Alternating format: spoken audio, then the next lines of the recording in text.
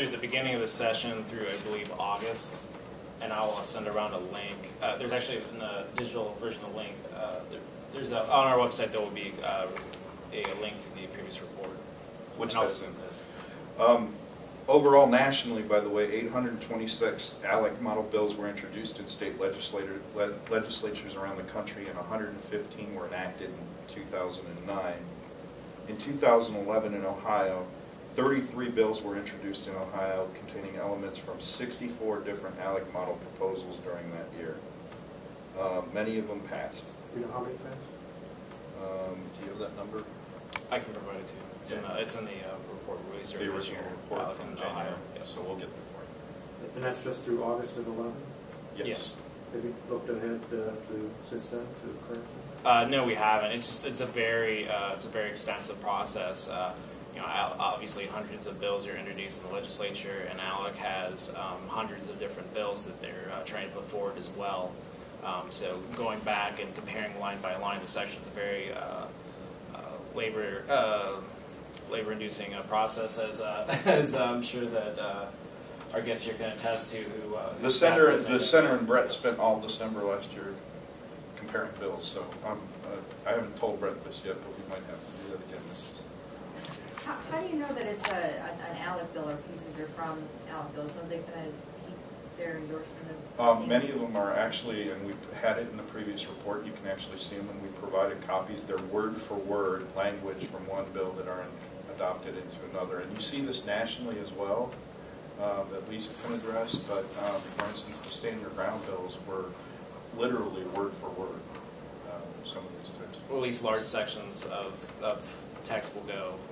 I mean, you have to change some things related to code words and what existing law is as you're changing it, as you draft the bill, as you know. But word for word, much of the language is actually verbatim. Lisa, do you have anything to add? Yeah. It's simply just not possible for there to be a coincidence in this type of technical legislative drafting for it to be a coincidence that someone just thought up this bill on their own, which we've heard acclaimed by legislators a number of times.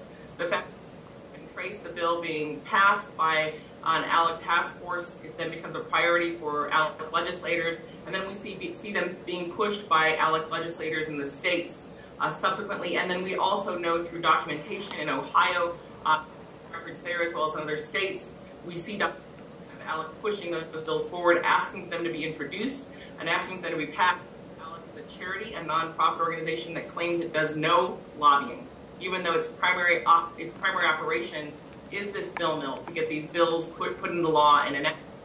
And so we can track the time of these bills, and we have documented that, for example, on the Stand Your Ground legislation, and their admission of their role of pushing these bills as priorities. They have scorecards in which they score these bills.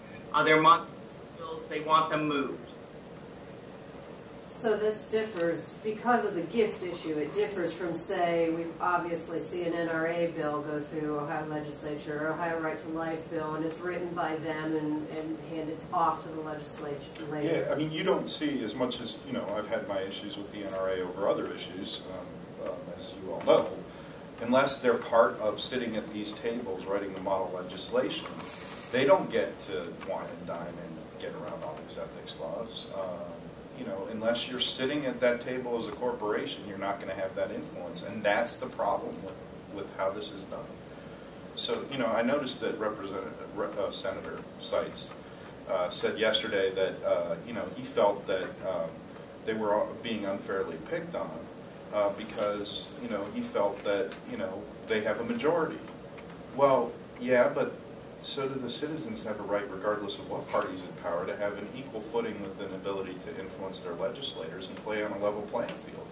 And what they've created here is an unlevel playing field for corporations. What are the limits for ALEC and NCSL? Are there any gift limits? Because they pay this $1,000 state dues on top of paying their regular dues out of their campaign accounts mostly.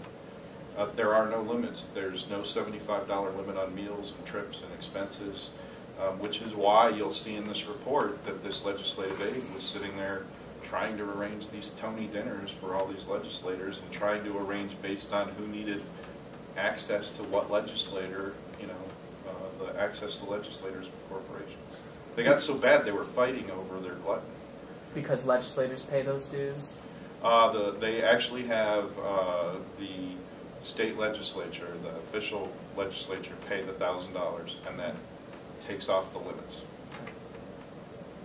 So you're going as far as say that the legislators who are voting for some of these bills are doing so because they're being wined and dined, as opposed to these are just ideological issues they would otherwise support? You know, we went through this debate in the 1990s when we were kind of the Wild West on ethics laws here in Ohio, and one of the reasons that we put in place the $75 limit had to do with people just getting out of control when it came to wining and dining with legislators and meals and those type of things.